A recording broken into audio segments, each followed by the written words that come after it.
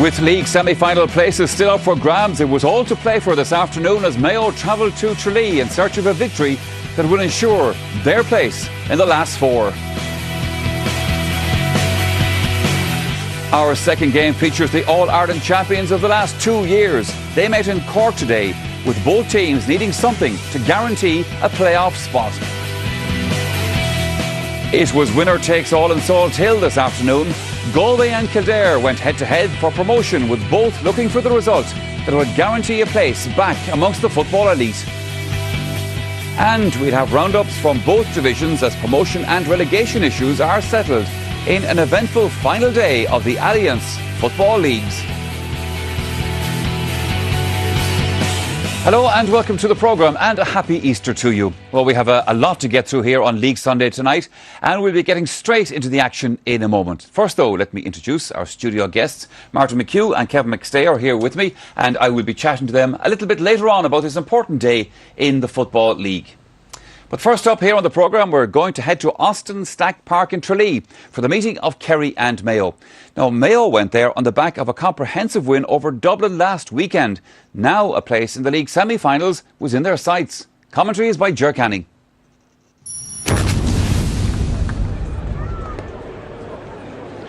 Chief among Kerry's 6 changes from their last league engagement is the return of Colm Cooper. The team captain makes a seasonal return at a right corner forward, just as Brian Kelly starts in goal and Kieran Donaghy plays in midfield. But there is a late change for the Kingdom today. Brian Sheehan will start in the middle of the park in place of Anthony Marr.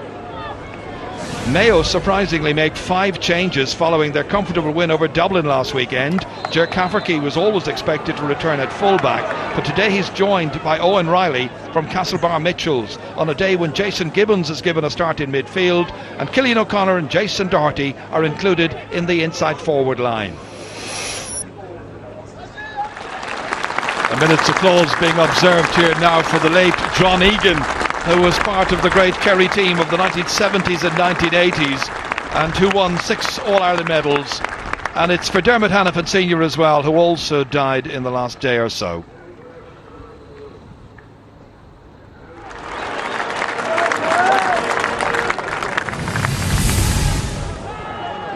Kick straight there as far as Danny Geraghty. He got a reprieve because he was originally dropped from the team in place of Colm Boyle, but Boyle was feeling unwell. Geraghty plays. Here's Cillian O'Connor, one of the players recalled to the side. Jason Gibbons also getting his chance this afternoon. Geraghty again feeding it forward in as far as Jason Doherty, and Doherty opens the scoring here in Tralee. 3 minutes are gone. Jason Doherty, a man who got so many scores last year in the league, 7-6 in 5 matches. What a good start here. Kieran Donaghy, it's interesting to see that he's back in midfield. He's played in the half-forward line. Of course, he's played a lot of his football at full forward. And that passing routine has failed, and it's Jason Gibbons who intercepts. Hits it down into the corner towards Andy Moore, and lovely turn pass Owen Brosnan. Oh, it's into the side netting. I think some of the fans thought it was in the back of the net.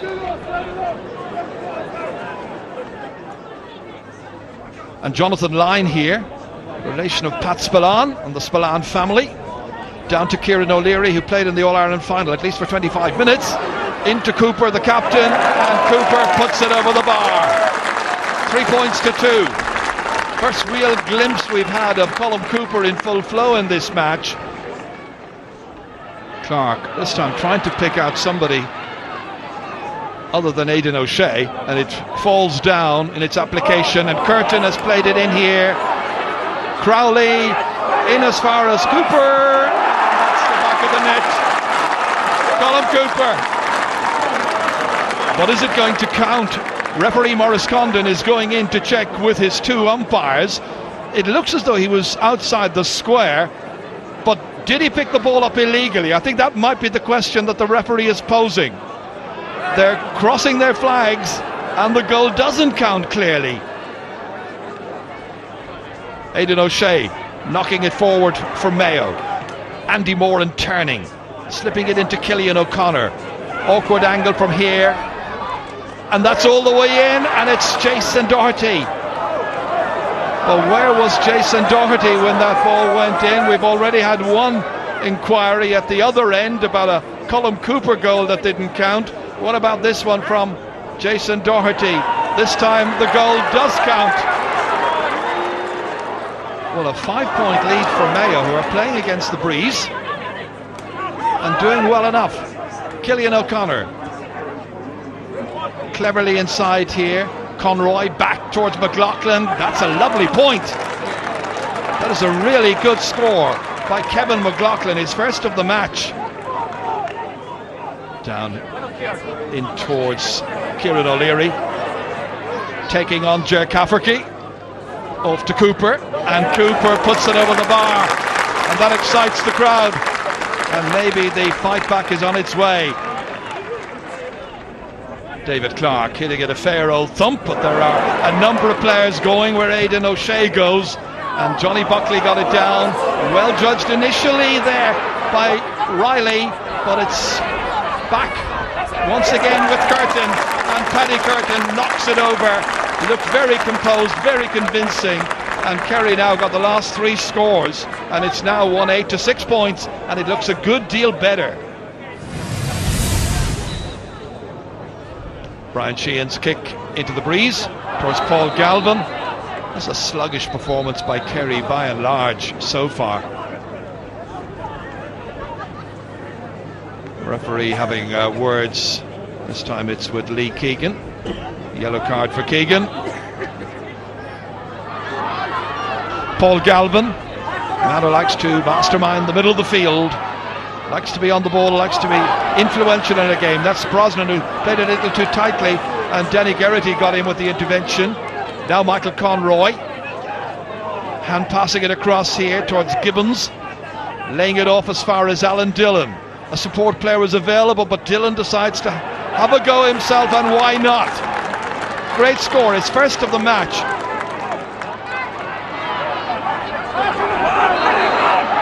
Here's Paddy Curtin, and the referee is holding up the play and whistling back.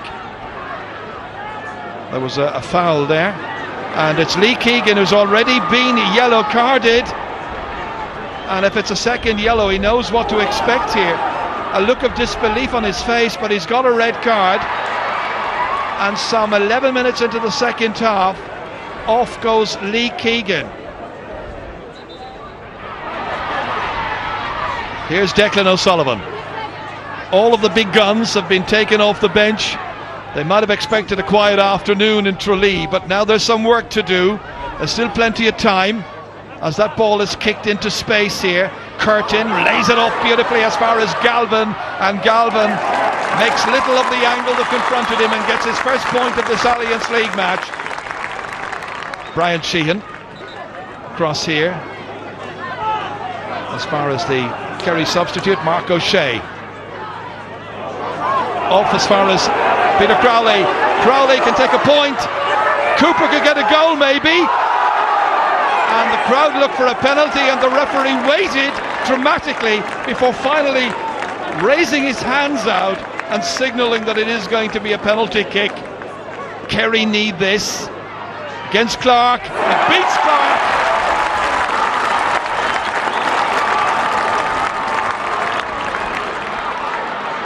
Paul Galvin on as far as Peter Crowley. Kerry are making very heavy work of this. Eventually they get a free kick 45 metres out.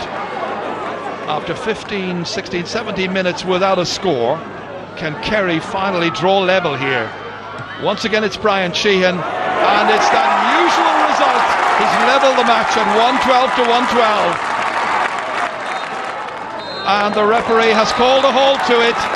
The two managers will be happy enough, Jack O'Connor and James Horan. At full time here in Tralee it is finished. Kerry 112, Mayo 112.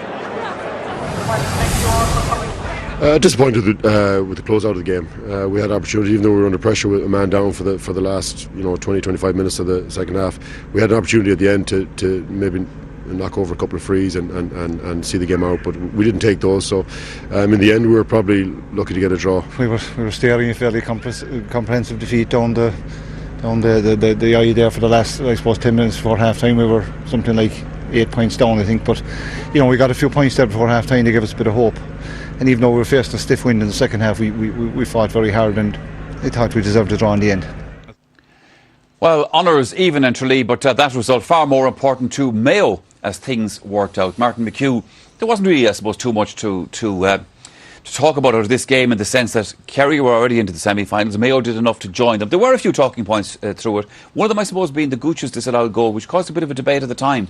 Yeah, it's interesting. We'll see it here now, but we just studied it upstairs afterwards, and see it. The ball's played on the ground in here, and it bounced up into his hands. He took a great dummy and thumped it into the net. Now we just see the referee's reaction. If he feels he picked the ball off the ground, he should have given the free out, in my opinion, right away. Pointed out, but he continued on and to talk to the umpires and took the umpire across from the other side. Now, some people can say he's telling the umpire to cross the flags, but I think that it's up to the referee to make the decision if the ball was picked off the ground or not. So it's not up to the umpires, and they make the call. We see it here. It's just, I feel it bounced up into his hands. I just think, Michael, it's a rule we should do away with in GA anyway. There's no skill in it from that sense. If you want to chip it up in your hand, that's fair enough to do that, but allow them to pick up the ball on the ground. It speeds it up in that situation. I mean, if that had been a big championship game, it's a big call. Gooch is such a skillful player. You wouldn't think he'd pick the ball off the ground at any stage in it. Let's look at Mayo here, Martin, because they've come good in this league in the last couple of games, having gone through a bit of a sticky patch. And obviously you're looking at certain players to kind of get you through those kind of things. You were impressed with Aidan O'Shea today, their midfielder. Well, it's interesting that he was sent off early on against Down. They lost the match. He didn't play against Donegal, and they were beaten as well. And he was back for the Dublin game, a great performance. You have to one ball in the middle of the field, and he's definitely got himself into better shape now. He died in the second half, and that's when Mayo went completely out of the game. See his ability to fetch ball, his ability to drive forward here. And see, we just see a chance here he has for a goal, and to go for a goal from this situation just shows you the confidence he's playing with. But he adds a big dimension to Mayo in the middle of the field, and his level of fitness he's still going to have to work on. His discipline as well, maybe, but he's going to work on. The other thing I was impressed with Mayo the first half tactically is they kept Owen Brosnan close to his own goals, and he wasn't happy in that situation. I think teams will study that and maybe do that down the road. And from Kerry's point of view, Michael, they had to take the big guns off the bench. At stages in the game they were 1-8 to 3 points up, they were 1-12 to 9 points up at a stage in the game, Mayo, and Kerry had to take the big players off the bench. So just interesting what that tells us about their subs, the players they played today. OK, now of course, as we were hearing in the commentary there earlier today, of course GEA fans were saddened to hear of the death of former Kerry star John Egan. Now John, a member of the great Kerry team. He won 6 All-Ireland medals, 5 All-Star awards. And in Tralee this afternoon, Ger Canning got some reflections on John Egan, the man and the footballer. And all danger for Dublin there. The ball breaking loose on the wing. It's a goal! It's a goal by John Egan! John was a hero to all of us. The unsung hero of Kerry, I thought. I played with him in 83 and 84, and the help he gave me, the advice, and when he spoke, you listened to John. He was a man of few words, but when he spoke, you listened to what he had to say, because it was always constructive, it was always helping you. So from that point of view, it's a sad day for all of us. I think the teammate, he was a great friend of all of ours, and a great Kerry man, and he was a real legend of the game, and played it the way it should be played. And I think everybody that played against him as well as with him had the same, they held him in fierce high esteem, as did every Kerry supporter. So from that point of view, it's a sad day for Kerry. He was probably one of the unsung heroes. There was a lot of publicity about a lot of the other players we had, but I think John overall was probably one, if not the best corner forward that has graced the green and gold for Kerry. You've had a very successful year. Yeah, Mick, I got a lot of goals, but I think I was a bit unlucky today and I had to get a second one,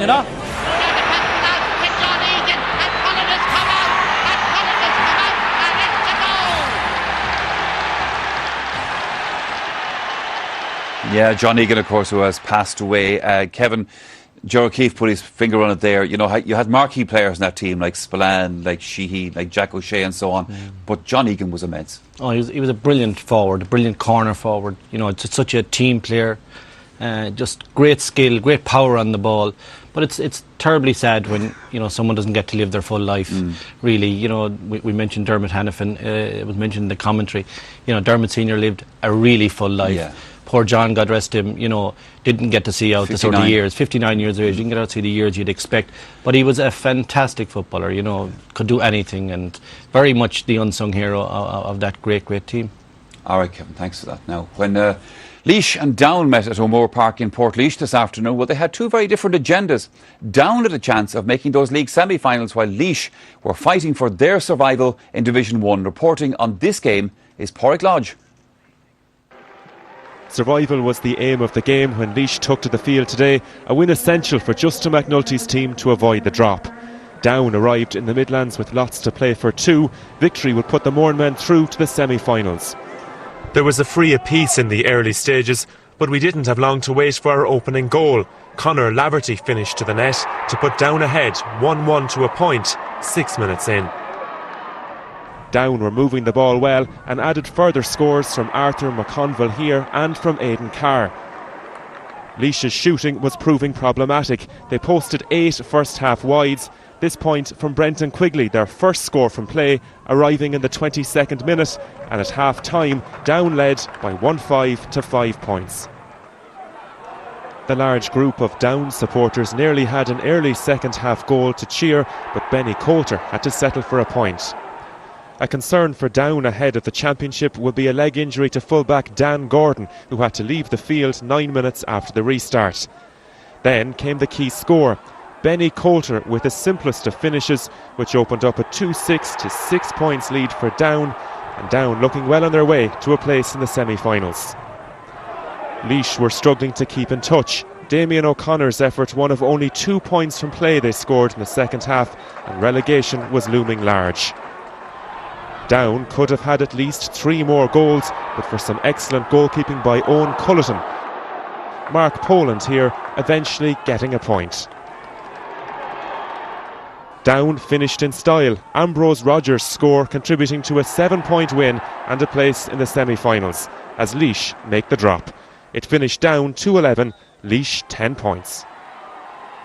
Yeah, we're happy to win, to be honest. We've scored a couple of goals, probably a difference between the two teams. If they had been removed, it would have been a completely different game. Laois kicked a lot of wides in the first half particularly and dropped a few into the goalkeeper's hands, which again, if they had taken those, it would have been a different game. But look, we're delighted to get a win. We're delighted to be in a semi-final, and any day you play in Croke Park usually isn't a bad day, but sometimes for us it is. I'm very disappointed.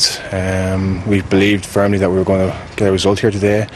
I think the lads are gutted, and so we'll give them some time to recuperate, relax, and sort of refocus now towards building, redeeming our season in the championship, which obviously the football season's all about. It's all based on championship performance now, so we have to focus on now. Yeah, a very good result for Down, but another bad day at the office for Laois, who now, of course, disappear off the Division 1 radar.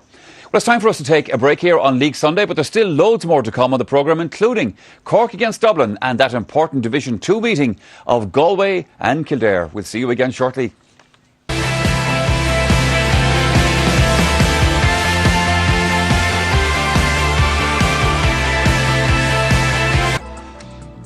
Your Easter Monday sport here on RTE Television features all of the latest from the Airtricity League, and you can see a roundup of the weekend's matches on MNS at 7 o'clock.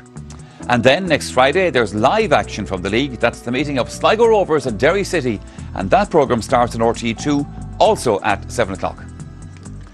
Well, a few weeks back we had the bizarre setting in Castlebar of the fog rolling in to engulf the Mayo and Dublin players. Well, the refix match last weekend was equally strange in that it ended in a 12-point defeat for the Dubs. So that was the background to their visit to Cork this afternoon, but a semi-final spot still up for grabs for both counties. Commentary on this one is by Darragh Maloney. Cork have made 2 late changes to their team, both in the half-back line. Owen Cadigan replaces Noel O'Leary and Sean Kiley is in for Paddy Kissan. O'Halloran, Canty and Kerrigan are all back in the Cork team for this one. Pat Gilroy was ruthless with his selection after their heavy beating in Mayo. He's made a total of 7 changes. There's a new midfield pairing with Sean Murray alongside Eamon Fennell, and Michael Dara McCauley is pushed to the centre-forward position. Davy Byrne and Craig Diaz are named in the attack. Fintan Gould and Paul Kerrigan brought back into this Cork team, and the combination with Canty, and now it's Aidan Walsh, very prominent, and that's a lovely score, and Cork are off to a flyer here. The perception that Dublin are not great travellers, saw that against Down and we saw it against Mayo, and Cork really in the groove already.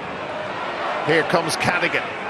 Fennell can't challenge him. Cadigan's so strong, seemed to be caught a little high by Matt Mahan, but no real contact made. Donnacha O'Connor, that is gorgeous. What a fantastic point from Donnacha O'Connor, his first from play, second in total, and Cork really motoring now. 4 points to no score in the 15th minute. They need only a draw to make it into the semi-finals.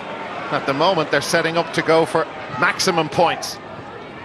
There's a bit of a breeze out there, and it's helping the home team in the first half. Dublin badly in need of a score. Kevin McMenamin. That's Cotter beside him. McMenamin has to go back to Craig Diaz. Diaz has missed one attempt already. Now Diarmuid Connolly. Dublin badly require a score, and they have got their first from Diarmuid Connolly, and that will give them a lift. 3 points back. They had to wait close to 16 minutes for this, but a very important point from Diarmuid Connolly, and they're finally off the mark. Graham Canty, Fintan Gould. Gould launches that in long. Aidan Walsh the target, he went flying after it, and it's in the back of the net. Michael Savage knew nothing about that. Cork have a goal in the 20th minute here in Páirc Uí Chaoimh. Aidan Walsh with the most delicate of touches on this. Brilliant sight when he's trying to catch those. He did try and catch it. His fingertips guided it into the top corner of the net past Michael Savage. Gould's ball in, and Cork have a goal. Dublin in real trouble. Sean Kiley. That's for Colm O'Neill, brilliant take, and now it's Kerrigan. The slip by Cooper, and Paul Kerrigan with a lovely score. That's a great point. Michael Darragh Macaulay. Dublin starting to up it a bit in terms of work rate and intensity. Fintan Gould really sticking at it with Michael Darragh Macaulay. Now Graham Canty and the crowd getting really into this now. Winning the ball back brilliantly from Michael Darragh Macaulay. Here's Paul Kerrigan, now Aidan Walsh. Colm O'Neill, they're queuing up, they all want a piece of this. O'Neill shoots and scores. That's a wonderful point. You go back to Michael Darragh Macaulay of Dublin, who had the ball, and two Cork men surrounded him, won it back, and O'Neill applying the finishing touches to this. Cork have been so dominant in the first half.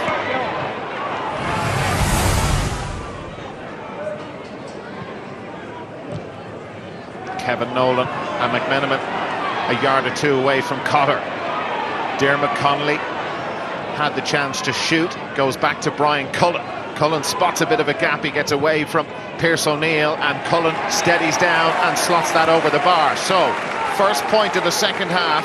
They've had a couple of decent attacks already, and a point coming off the second one, and it narrows the gap just that little bit more. His team leading by 5. And that held up in the breeze, which Cork are playing into in the second half. Eamon Fennell. Fennell drilling that. That is one of the points of the day. Much better from Dublin and much better from Eamon Fennell. Dublin have some support here in Páirc Uí Chaoimh. But Cork yet to score in the second half, and Dublin just chipping away at that lead. It's now down to 4. And Dublin with a bit of a spring in their step now. Here's McMenamin again. Connor giving him far too much space. McMenamin just almost pirouetting on the turf here in Páirc Uí Chaoimh. Michael Darragh Macaulay. Brian Cullen looking for options. He has one now with Kevin Nolan. Michael Darragh Macaulay. Macaulay's shot and Macaulay's point. And this lead now down to 2. Dublin totally transformed since the second half started. Cork yet to score. We're 12 minutes in, and now we've a game in our hands. Kissan on the 65-metre line. Owen Cadigan. Graham Canty is free to Pearse O'Neill's right. O'Neill went himself, and he was right to do so. Canty gave him the option and was the decoy, but Pearse O'Neill with a good point for Cork. Goal between them again. Michael Shields. Owen Cotter forced into the mistake. They need a goal, Dublin. McMenamin gave them one late in September. Here's Diarmuid Connolly now. Connolly steadies down and has got the point, so back to within 3. There's no panic from Dublin. Dublin far improved in the second half. Cork so dominant in the first 35 minutes. Here comes Pearse O'Neill.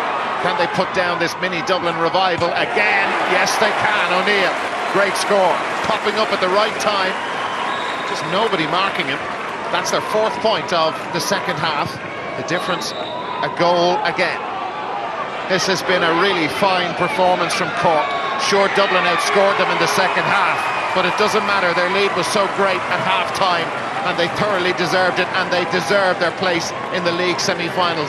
And they've won here against the All-Ireland champions by a goal. Cork won 12, Dublin 12 points. We started well, and we hadn't been doing that up to this, and but to be fair to Dublin in the second half, they battled, they rallied, and they got in for a few scores. No, we probably always looked that we were a bit comfortable, but at the same time, consistency again is the challenge for us in terms of putting 70 minutes together. The league has been good for us in that we've got a chance to play everybody really, and a lot of guys have grabbed their chance, and even in difficult matches they've really shown good character. So that's a plus out of it for us.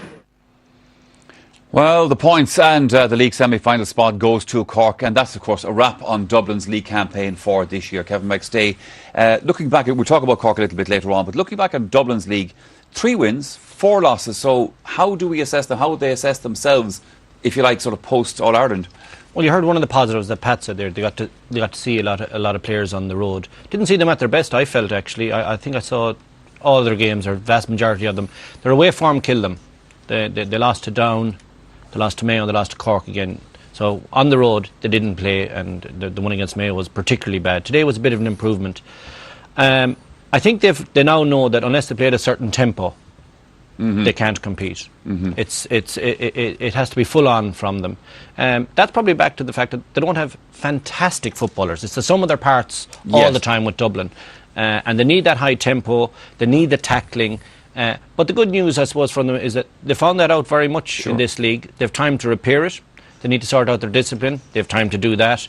And they need to improve a little bit on their scoring rates, and they've time to do that. So their eye now is on the champions. They didn't need to win the league this year. I think the thing is, Mickey Whelan, he was there last year. Yes. He's definitely, there's something about it. I think there were a couple of players sent home from training, and that rumours running around and that there. It's the thing. As you said, the intensity's not there away from home, which is disappointing. It's the second year. They need a knuckle down. So was Pat Gilroy's going to say, boys, let's knuckle down. Let's have a team meeting here. Let's show what we're about. Definitely, they're not the same Dublin we had last year. Maybe the 2 Brogans are a big miss. Of course they are. Now let's take a look at the final positions then in the Division 1 table. And those rivals at the south, of course, Kerry and Cork fill the top spots, while down at the other end, then we have Laois had their fate sealed in Portlaoise, while Armagh also take the drop as a result of their defeat by Donegal in Ballybuffet. And speaking, Martin, of that match, Donegal, of course, that result keeps them up. Yeah, it's good result for Donegal, considering the short 6 of the players that played in last year's Ulster final, Michael. So good performance for Donegal. But we look back at the start of the league, the favourites to go down were Armagh and Laois. And it's interesting, though, Armagh will be very disappointed because they started off against Kerry and Cork. They had 3 points got on the board, so they'll be very disappointed because they had the Cross-McGlenn players back today. Yeah. So a disappointing finish to them, but it's interesting the 2 teams who were favourites ended up going down, Michael. Sure, correct, yeah. Let's take a look then and have confirmation of the Division 1 semi-final lineup for next weekend. And this, Kevin, is how it shapes up. Doubleheader in Croke Park. Kerry Mayo first, then Cork and Down. After that, interesting games. Yeah, well, it's a repeat, obviously, the Kerry Mayo one. It's kind of set up, I suppose, on paper. Not a great place to set up anything in sport, but it's set up for a Kerry Cork league final, and they won't want to be meeting really at this early in the year. I would have thought, because they're down to meet again on paper at the semi-final stage of Munster, and they meet often enough, I think. But that's what it's looking like. Mayo will be very happy because they're not out until the 24th of June. So this extra match is good for them. I think they're a big winner in it. And Down will be out in Ulster pretty soon, in 6 or 7 weeks. So this is all good stuff for the really good matches this time of the year. OK, time for us to take another break here on the programme. Still to come, highlights from the crucial Division 2 encounter between Galway and Kildare. Also, a report from Navan where Meath took on Louth today with possible relegation. The talk on the terraces.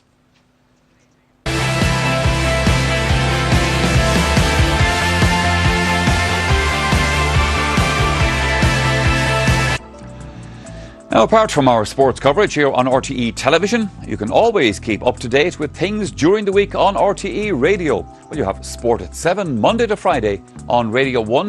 And also, of course, next Saturday, as usual, there's an afternoon of sport beginning at 2:30. And next weekend's programme will also be following events at the annual GAA Congress. But now our next piece of action here on League Sunday comes from the crucial promotion game in Division 2 of the Football League. Well, Tyrone had already guaranteed their place at the top of the table, but who would be joining them in the final?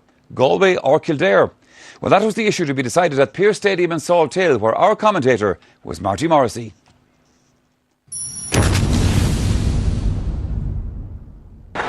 Down the middle, this Galway team looks strong, although the loss of centre-back Johnny Dwan is significant. His place now goes to Diarmuid Blake. Damien Burke leads the attack with Gary Syce and late replacement Nicky Joyce on the wings. The Kildare half-back line of Bolton, Flanagan and O'Flaherty look particularly strong, while Johnny Doyle is named at 12, but could honestly end up anywhere. This is a match that Galway must win. A large crowd in Pearse Stadium, supporting the home side in the maroon and white, attacking the goal down on our left, and that's the very first score off the boot of Paul Conroy. Route 1, often the best method. Kieran McGeaney hoping to guide his county to a Division 2 final. Alan Mulholland in his very first year. Be quite an achievement for him. Emmett Bolton being chased by Nicky Joyce. Down towards Alan Smith on the turn. Oh, that's a great kick. Brilliant play by Kildare, and in particular Alan Smith.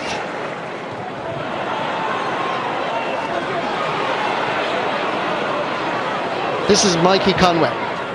Played for Leinster in the Interprovincial Series as well. Nice layoff. How about the finish? Kildare are playing very impressively. Third kick out in a row from Shane Connolly, goes straight to a Galway man. Joe Bergen leaving it off, and the error is punished. Good play. Garrett Bradshaw it was that supplied the finish. Good score.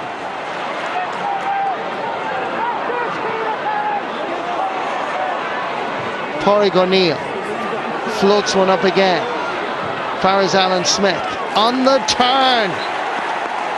Brilliant point.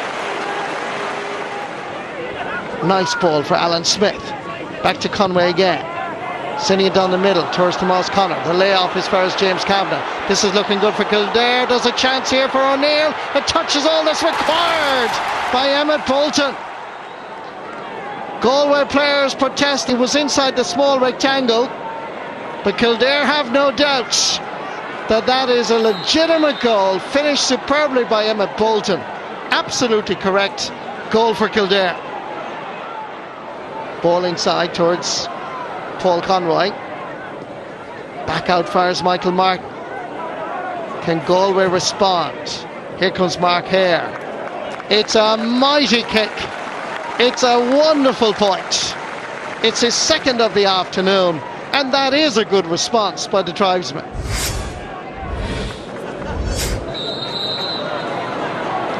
So the second half is underway, and the challenge is huge for the home side.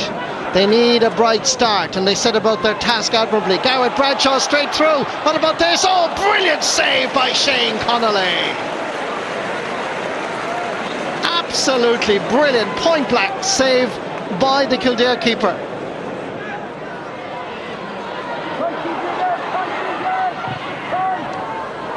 Substitute Owen Doyle goes for distance. It's a good ball. Down past James Kavanagh.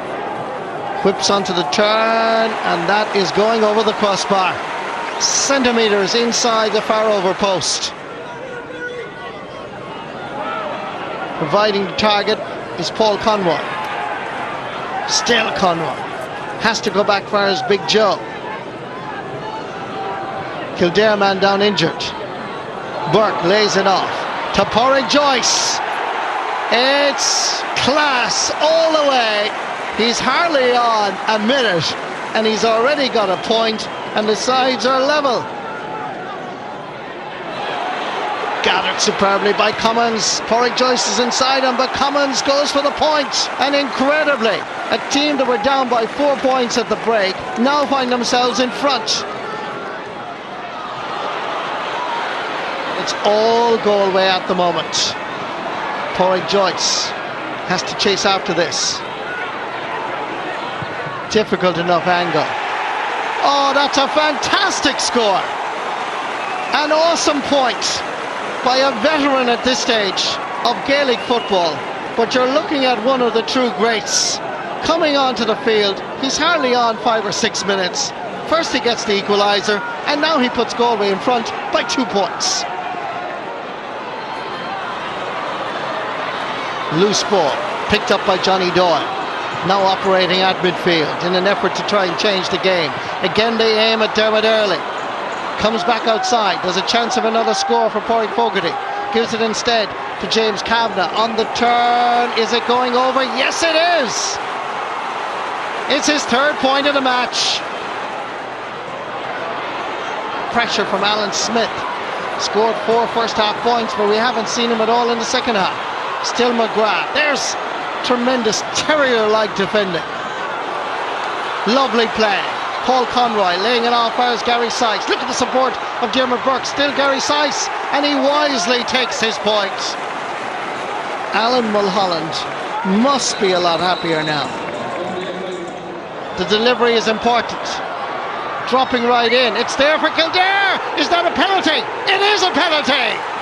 The referee had no doubt. Eddie Kinsella from Laois. This is a close-up view. Definitely a penalty, and here's an opportunity for Kildare. The tension is palpable. Here's Johnny Doyle, and he strikes it home. The sides are level in Pearse Stadium, and are Kildare destined for promotion to Division 1 and a place in the final against Tyrone. It's the last kick of the match, and Johnny Doyle is the hero in Lily White country. What a match, what a second half. Full-time score in Pearse Stadium. Kildare 2 goals and 12 points. Galway 18 points. It's Kildare against Tyrone in the Division 2 final. Well, a battling finish by Kildare, but that result will be a source of huge frustration to the men from the West.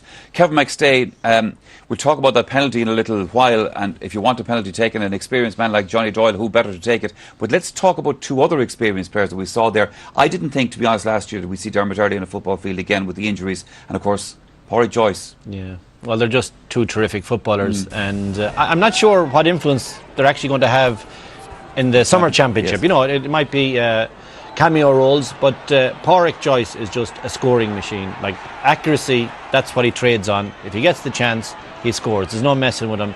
He's just a fantastic footballer, has been all his career. It's in the twilight, but I'm not saying he's not going to have a big influence on the summer. He's going to do something.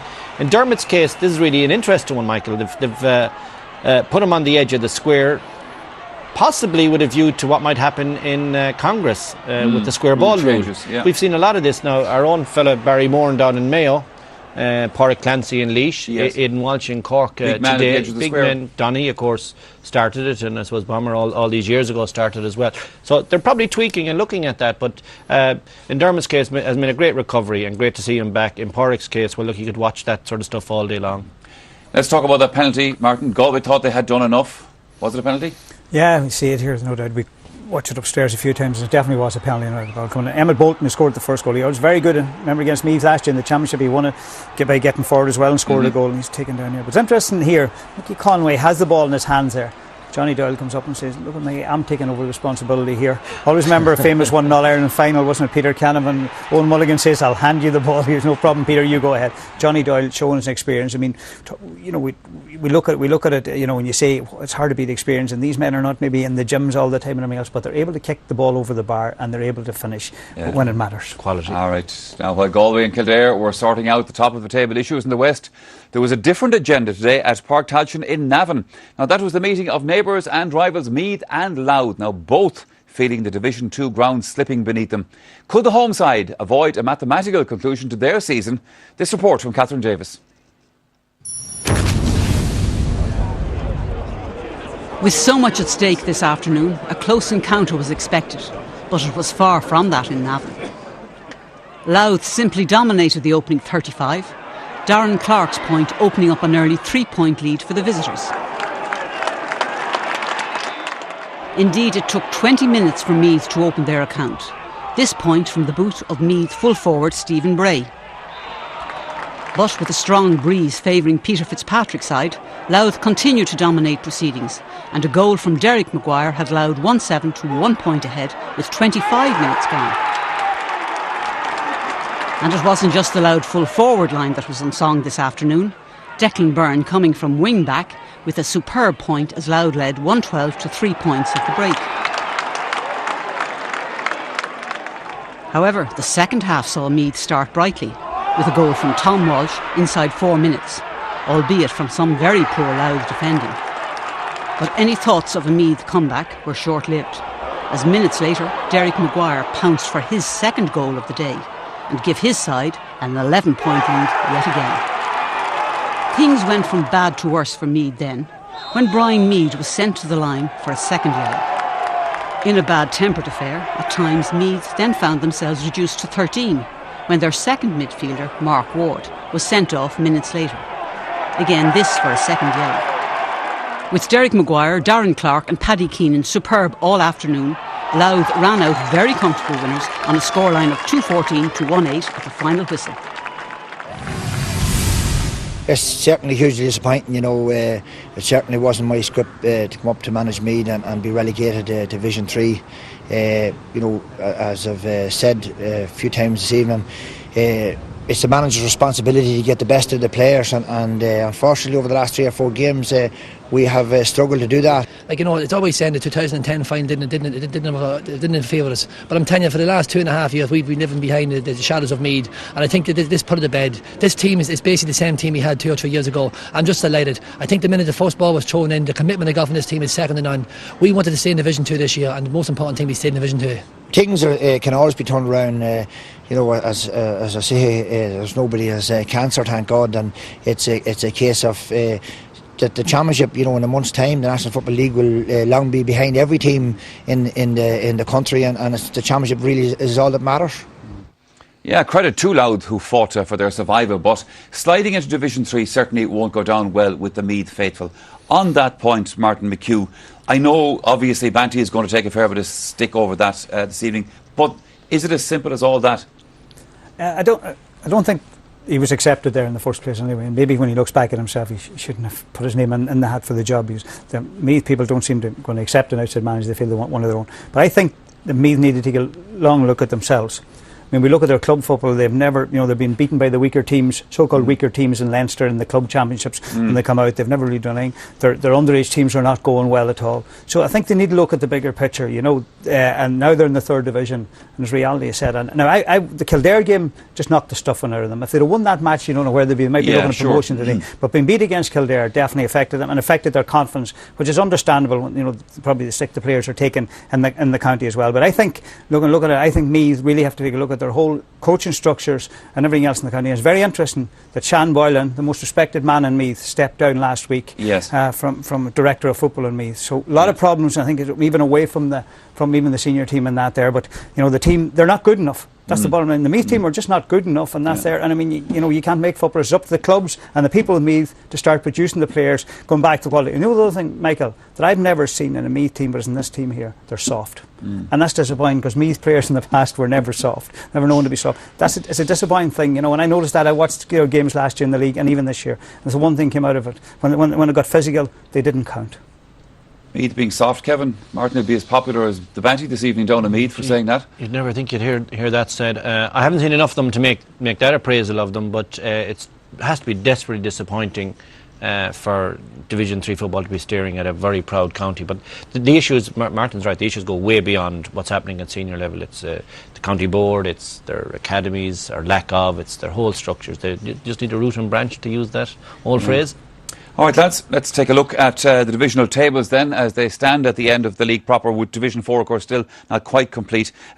Division 2, Kevin, this is the way it has shaped up. Yeah, the two best teams in that division are going to contest the final, Tyrone and Kildare. Would Galway be happy enough with their performance? I know they were frustrated today, but... You bet me to it. That was exactly what they will be more than happy where they are. They're building for the Connacht Championship. Kildare are a work in progress over the last 3 or 4 years, but it's a good result for Kildare. Tyrone, had the royal flush, as it were, 7 out of 7. They're playing some smashing football. So that reflects it pretty much. And then at the end, at the bottom of the table, as I said, Meath and Monaghan, not a good place, obviously. Let's take a look at the stand in Division 3, Martin. Yeah, it's interesting here. I suppose the big one, if you look at Longford, give them a lot of credit. One of the smallest counties in Ireland. You see, young Conan came back from Australia, and it's very interesting. A player that goes out for a couple of years to Australia, comes back a better player, having got used to playing, full-time professional out there, and he comes back. I mean, he's made a big difference to them. And Tipperary beat Offaly today and helped send them down with themselves. Yeah, it's very disappointing for Offaly. Very, very disappointing for Offaly to see them go down. And I know they won the Hogan Cup yesterday, but it was, I think 6 players from Kildare, from the one club in Kildare, playing on that team. Still games to go in Division 4, Kevin, but as things stand this evening, this is how it's looking. And for Fermanagh, of course, we talked about Peter Canavan and all that. They've done a good job there. Yeah, congratulations obviously to Fermanagh. We mentioned that a few weeks back. They'd qualified at that stage. Next weekend now, Michael, you have Wicklow at home to Clare. Clare need to get a draw. Wicklow need to win it. A winner, a draw would put Clare through. But we'll have a look at that in a moment, actually, now, Kevin, with the way things are standing. But let's come back again, Martin, to the divisional finals here. Tyrone against Kildare, that'll be a nice one. Yeah, and it was interesting about Kildare, Mike. I was just making it up there off screen here, and I'm just saying that Kildare have conceded an average of 16 points to date. People saying about McGuinney and his defensive.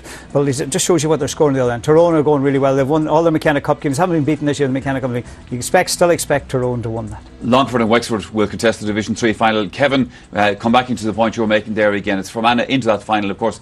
It's either Clare or Wicklow, and that's the game. An extra match in that division because of the nine teams. So Clare have it all to do. Wicklow at home, they're in the driving seat. Now, next here on League Sunday, we're going to turn our attention to the Alliance Hurling League and the one game there this weekend. Now, that was the Division 1B final between those keen rivals, Clare and Limerick. The trophy, promotion to Division 1A, and the league semi-finals, the target at the Gaelic Grounds, where our reporter was Marty Morrissey.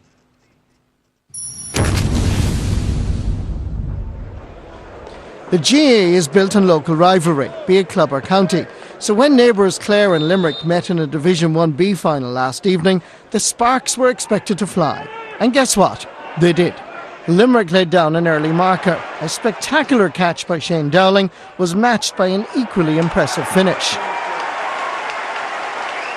With wind advantage, the Shannonsiders opted for the long ball. Cornerback Donald O'Donovan did well here, but under pressure, lost possession. Tommy Quaid's shot looked perfectly placed, but Patrick Kelly, the Clare keeper, not only saved once, but twice in spectacular fashion. When Clare and Limerick meet, passions become a bit aroused, to say the least. David Breen's hard pull on James McInerney got a reaction from the crowd, a yellow card for the Limerick captain, and a bit of a head-to-head discussion between the two managers. Enough said. But there was more passion on the way. Bizarrely, Limerick midfielder James Ryan decided to let his feelings be known to the Clare manager and charged into him. No love lost between these counties, but more an excuse to push and shove each other around a little. Anyway, back to the hurling. Limerick dominated the first half, but Clare had a goal opportunity before the break. But unfortunately, from a banner perspective, Sean Collins drove wide. Half-time score at the Gaelic Grounds, Limerick 11 points, Clare 8. 6 minutes into the second half, Sean Tobin caught a great ball, but was subsequently fouled in the large rectangle. The penalty by Shane Dowling, who scored 1-7 last night, was unstoppable. 9 minutes into the second half, Limerick led by 8. But Clare's passion, commitment and belief was about to pass their greatest test. In a thrilling encounter, Clare fought back with 7 points in a row. Cratlow's Conor McGrath was outstanding, showing leadership but also scoring 12 points on the night. 19-year-old substitute Aaron Cunningham, who scored the winner against Offaly, stepped up to the mark again with a brilliant equalising point, 115 to 18 points. 1 minute into injury time, the sides were still level when this long free from Patrick Kelly was grabbed by Colin Ryan and apparently deflected for a 65. Nicky O'Connell floated over the winner. Conor McGrath added another to give Clare victory, promotion to Division 1A and a crack at Kilkenny in the league semi-final. Of course I'm disappointed that we lost an 8-point lead, but I'm very pleased that we have, closed that gap big time, and that, we're reasonably happy going to championship that we're making progress in the right direction. We know where we were at the start of the year, ranking wise. We know we were well down, probably 9 or 10. Now we're starting to come up a small bit, but we're coming up a small bit, and let's work it from there. We won't get carried away. But the one thing I am happy about is character, very important when you're playing, and they showed a great bit of it tonight. Well done to Clare and to Davy Fitzon. The Munster Hurling Championship is going to be interesting. Well, that's about our lot from this Easter edition of League Sunday. But we're back in a week's time as the Alliance Leagues draw to a conclusion. Next time, the concentration is on the Football League semi-finals, where we'll also be reporting from the annual GAA Congress from County Laois. 8 o'clock again next Sunday. Now, don't forget also that there's more live coverage of the football leagues on TG Cahir. The GAA Bio programme starts at 2 o'clock. But in the meantime, it's just time for me to thank Martin McHugh and also Kevin McStay, who've been here with me in studio for our football chat. Hope to see you in a week's time. In the meantime, enjoy the rest of your Easter holiday and do stay safe. Bye-bye.